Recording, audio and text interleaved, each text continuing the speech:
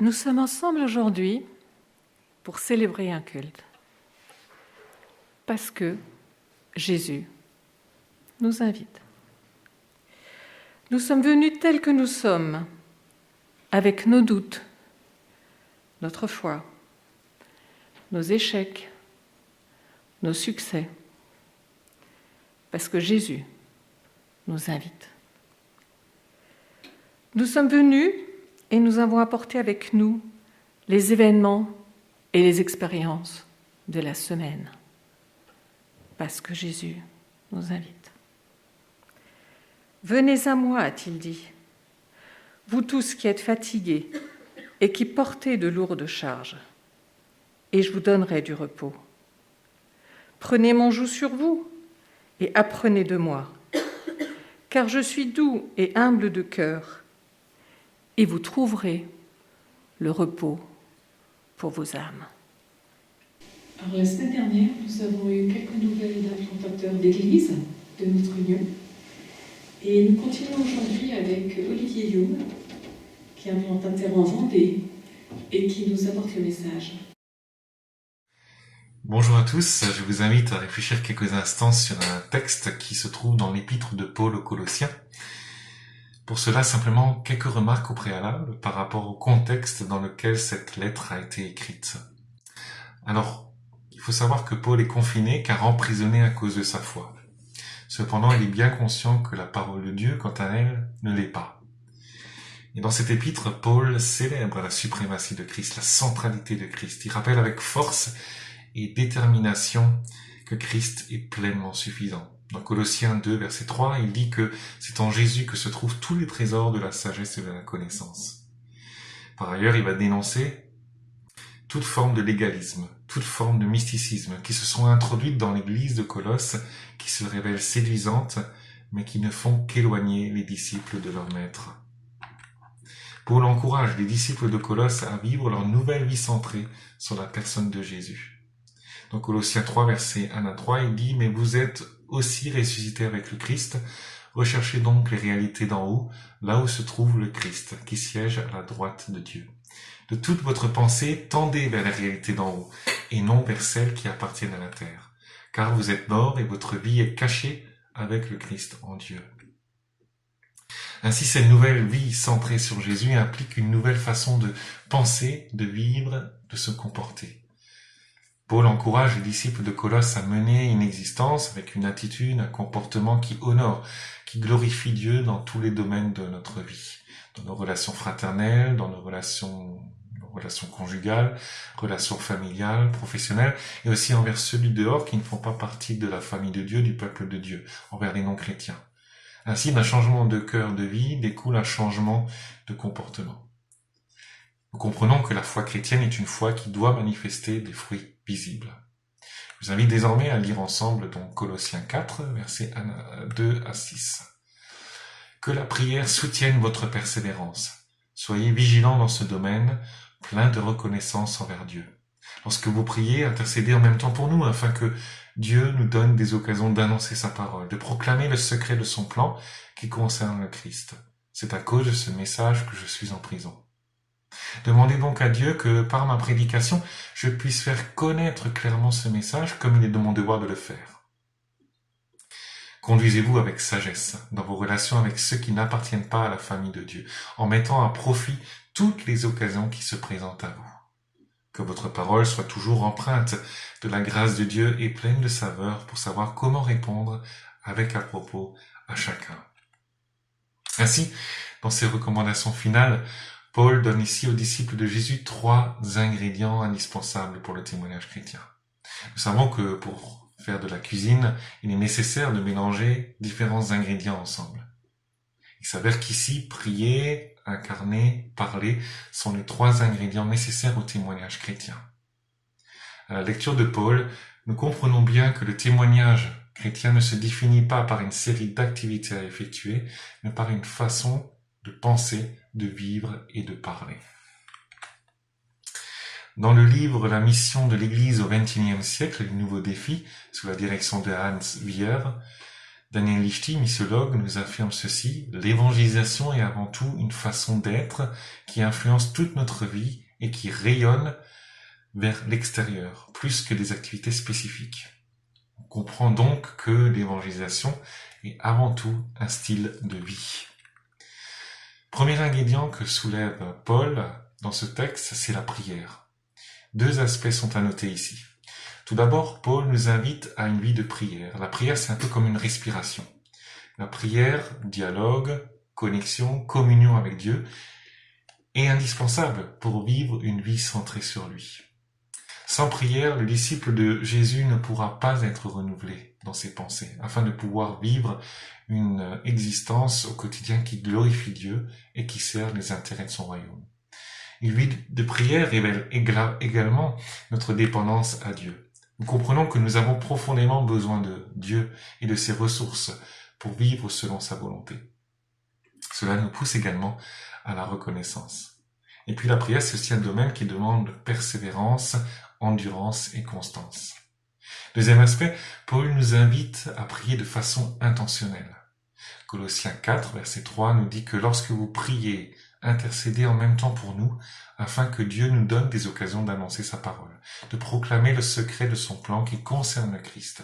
C'est à cause de ce message que je suis en prison. Paul était conscient que son combat, sa lutte pour l'expansion de l'évangile, il ne pouvait pas le mener seul. Il voulait que des frères et sœurs en Christ le soutiennent, lui et son équipe, dans leur prière. Par cela, il souhaitait qu'il partage avec lui son fardeau pour l'extension du royaume de Dieu. Nous observons ainsi une réelle solidarité spirituelle entre Paul, son équipe, ses équipes, et puis aussi ses églises auxquelles il écrit, ces églises qu'il a implantées, mais aussi ces églises avec qui il entretient un lien. Et je pense que voilà, cette solidarité spirituelle, il est bon de l'entretenir, de la cultiver aussi, entre les églises, au sein d'une famille d'églises, entre les églises et puis aussi les projets d'implantation. Il est nécessaire que les nouvelles puissent arriver, que les sujets de prière puissent aussi être partagés, afin de pouvoir prier pour ces projets d'implantation d'églises, prier pour ces équipes qui sont impliquées dans ces projets, et pouvoir aussi manifester vraiment cette solidarité spirituelle. Alors ça peut se faire de différentes façons, aussi bien au travers de partage de listes de prières, de sujets de prière, ça peut aussi se faire au travers de visites, où les églises invitent le responsable ou les équipes d'implantation d'église. Il est possible aussi, peut-être plus encore maintenant dans cette période un petit peu particulière avec la crise sanitaire, aussi d'inviter ces équipes à rejoindre un culte, une réunion de prière, afin qu'ils puissent aussi exposer ce qu'ils vivent sur le terrain et aussi partager des nouvelles, des sujets de prière. Cette solidarité spirituelle est vraiment nécessaire et aussi fait partie de la volonté de Dieu. Ainsi, il est bon vraiment de l'entretenir et de la cultiver.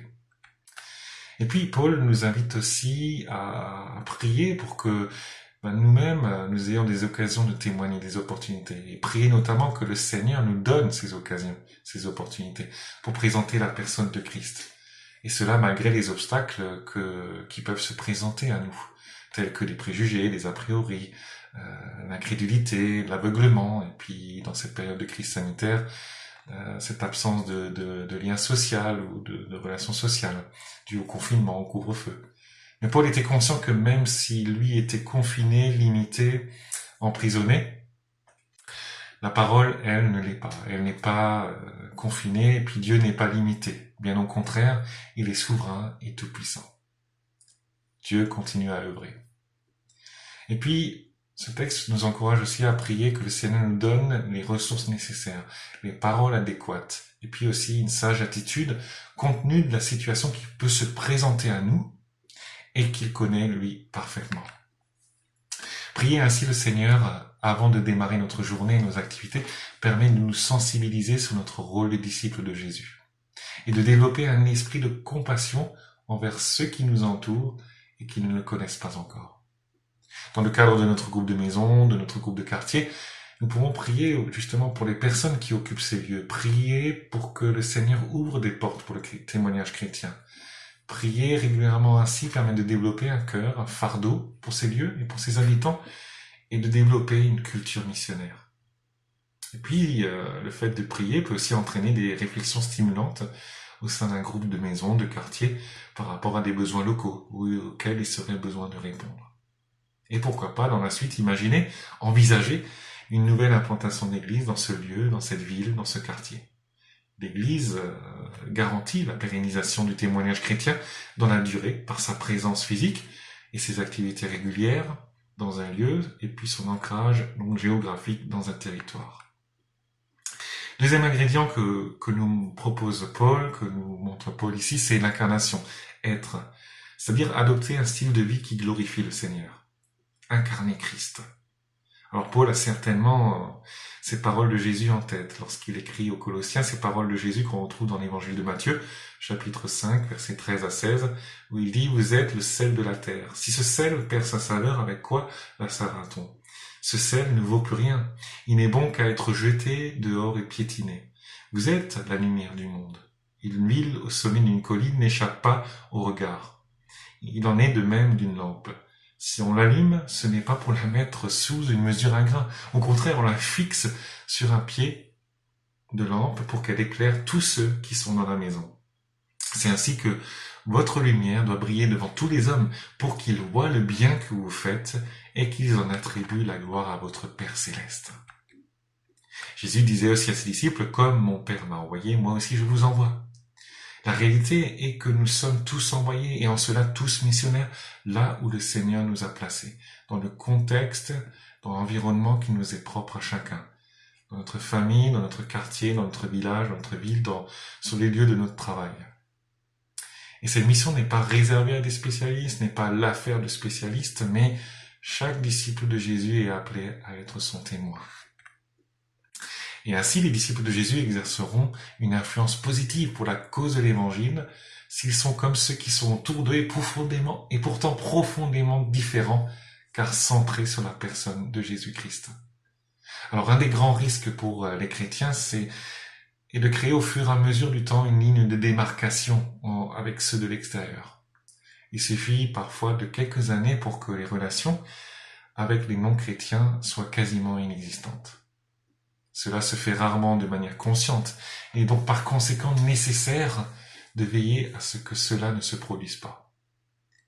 Et puis il est important que les églises veillent à ce que leur programme, souvent bien dense et riche, ne constitue pas un obstacle pour les chrétiens de passer du temps avec leurs amis qui ne le sont pas encore. Il est vraiment nécessaire d'alléger le programme d'église pour que les chrétiens puissent s'investir dans leur réseau relationnel. Alors par réseau relationnel, on entend le réseau lié au domaine vocationnel, les relations avec nos collègues de travail, avec nos camarades de classe. Il y a le réseau familial, avec la famille nucléaire, la famille élargie. Il y a le réseau géographique lié à notre voisinage, au quartier dans lequel nous résidons. Il y a aussi le réseau social, associatif, qui représente toutes nos relations avec nos amis, et puis également les relations avec les gens qui sont dans les associations que nous fréquentons. Nous sommes appelés en tant que disciples à aspirer à une église missionnelle. Alors qu'est-ce que c'est au juste une église missionnelle ? En fait, c'est une communauté qui est intentionnellement tournée vers l'extérieur. Une communauté qui vit intentionnellement la mission. C'est pas une série d'activités à faire, à effectuer, mais c'est vraiment vivre la mission. Et cela doit être le propre d'une église. Ce n'est rien de nouveau, rien de révolutionnaire non plus. C'est le rôle que le Seigneur lui attribue dans le Nouveau Testament. Ainsi, une communauté missionnelle, qu'elle soit rassemblée pendant quelques heures pendant la semaine, le dimanche, le week-end, et dispersée tout le reste du temps dans la semaine, considère comme essentiel de s'investir dans son quartier, sa ville, et puis de rechercher le bien de ses habitants. Elle communique ainsi au monde en tant que nouvelle humanité, son espérance vivant en Jésus ressuscité.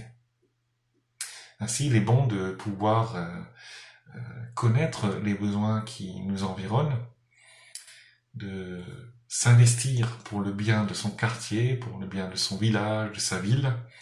Et pour connaître ses besoins, c'est intéressant de s'intégrer, finalement de s'engager dans le réseau associatif. C'est par là qu'on peut avoir pas mal d'informations à ce sujet.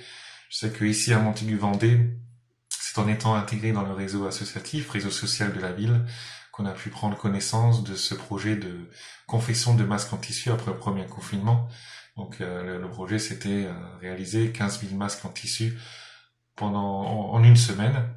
Et c'est par ce réseau associatif qu'on a pris connaissance de ce projet et qu'on a pu répondre, qu'on a pu aussi participer à celui-ci. Donc ça nous permet d'être aussi au courant de ce qui se passe. D'autres solutions peuvent aussi être de rencontrer les élus de notre ville, de notre quartier, de nos villages, de pouvoir écouter les gens qui vivent autour de nous. Et puis évidemment, prier le Seigneur afin qu'il puisse nous faire connaître aussi certains besoins locaux. Chercher le bien autour de nous, il y a quantité de façons de le faire. C'est vrai que lorsque ça sera de nouveau possible, organiser des fêtes de voisins, de travailler vraiment à la cohésion sociale, au développement local aussi de nos quartiers, de nos villes, c'est tous des moyens finalement qui nous permettent aussi de témoigner de l'amour de Christ pour ces populations, pour ceux qui nous entourent. Incarner Christ, c'est donc donner l'occasion à ceux qui ne le connaissent pas et que nous côtoyons de le découvrir par l'œuvre que Christ opère en nous. Il est donc fondamental d'investir dans les relations, dans nos réseaux relationnels. Chaque disciple est appelé par Christ à l'incarner au sein de son réseau relationnel en tenant compte de ses dons, de ses talents et aussi de ses affinités. Évidemment, quelqu'un qui aime le sport et peut intégrer une association sportive. La personne qui aime servir, qui a cela à cœur, peut intégrer une association caritative. Une personne qui aime la musique, la peinture ou d'autres choses peut intégrer l'association correspondante. Et d'ailleurs, c'est un des axes importants de notre projet d'implantation d'église ici à Montaigu-Vendée et qui correspond donc à notre vision, c'est que chaque chrétien s'engage dans une ou deux ou plusieurs associations de la ville. Ainsi, chacun pourra intégrer des réseaux différents afin d'y être un témoin vivant de Christ. Paul nous encourage aussi à nous conduire avec sagesse dans nos relations. Et c'est là que nous réalisons qu'être témoin du Christ, c'est aussi laisser Jésus nous transformer de l'intérieur. L'un ne va pas sans l'autre. Le modèle à suivre, c'est Jésus et toutes les ressources sont en lui. C'est en Jésus que se trouvent cachés tous les trésors de la sagesse et de la connaissance. Et puis il nous a donné son esprit, l'Esprit Saint qui nous permet aussi d'avancer sur plein de domaines et il est bon de pouvoir cultiver le fruit de l'esprit au travers de ces différents aspects, l'amour, la joie, la paix, la patience, l'amabilité, la bonté, la fidélité, la douceur, la maîtrise de soi. Incarner Christ, c'est avoir un témoignage de vie cohérent.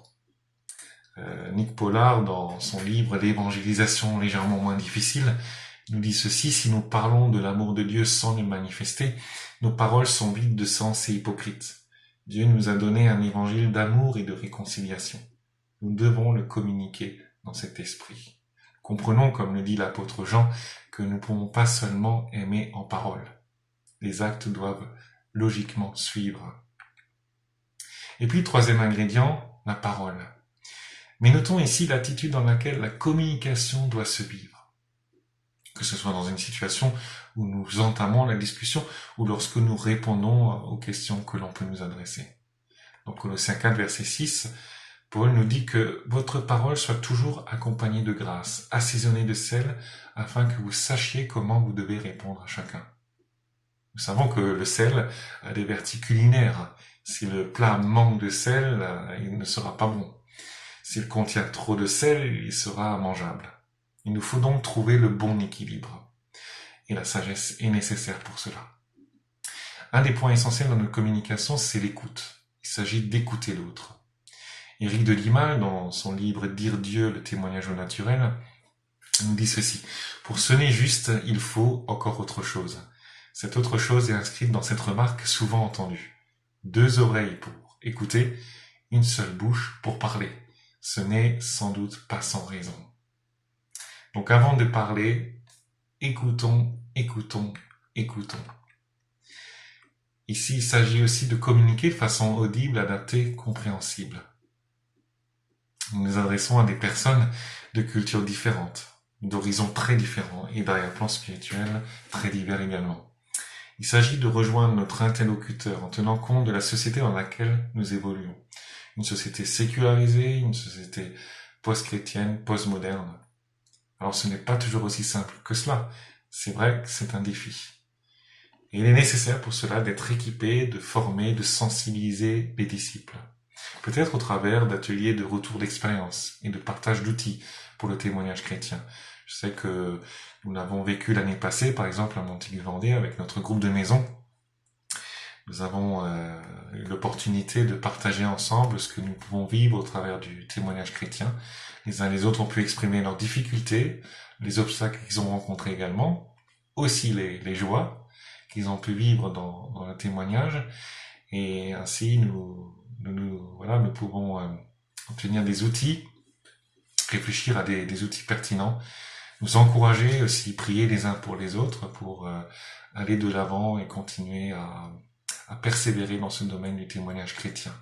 Et ce retour d'expérience par rapport au témoignage chrétien nous permet d'avoir aussi ce que chacun peut vivre dans ce domaine. Et c'est toujours, j'ai trouvé que c'était vraiment encourageant pour nous de pouvoir le vivre ainsi. Et c'est le rôle même d'une église missionnelle que de pouvoir aussi vraiment équiper, donner les ressources à chacun des membres de la communauté. Éric de Dibal, toujours, nous dit que tout au long des évangiles, on note combien Jésus tient à rencontrer les autres sur leur terrain et leur parler avec des mots qu'ils peuvent comprendre.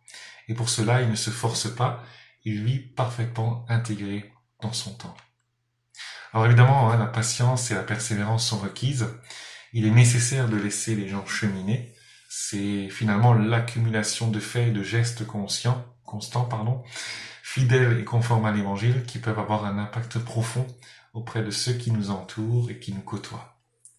Et lorsque nous sommes avec nos amis, nos voisins, nos collègues, nos camarades, autour d'un café, autour de la table, en promenade, dans nos associations, demandons au Seigneur des possibilités, des occasions, des opportunités pour échanger autour des questions de la foi chrétienne avec ceux que nous côtoyons.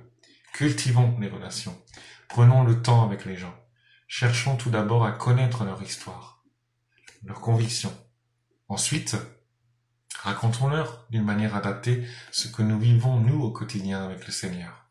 Évitons d'être des donneurs de leçons.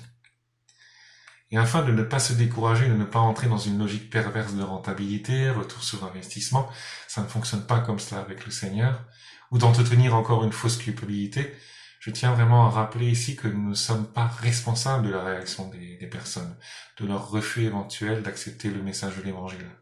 Nous sommes appelés à respecter leur choix, à les aimer, même si cela nous attriste. Notre attitude bienveillante face à leur refus, voire même leur opposition, est aussi un témoignage. De notre côté, persévérons dans la prière. Ainsi, notre mission, en tant qu'Église rassemblée et dispersée, est de présenter de façon intentionnelle à ceux qui nous entourent la personne de Jésus-Christ, par un style de vie qui le glorifie, par nos actes, par nos paroles, renouvelées par une vie de prière, les 3 ingrédients essentiels au témoignage chrétien. Considérant que c'est un réel privilège de servir les intérêts du royaume de Dieu, je vous souhaite beaucoup de joie dans votre service pour le Seigneur.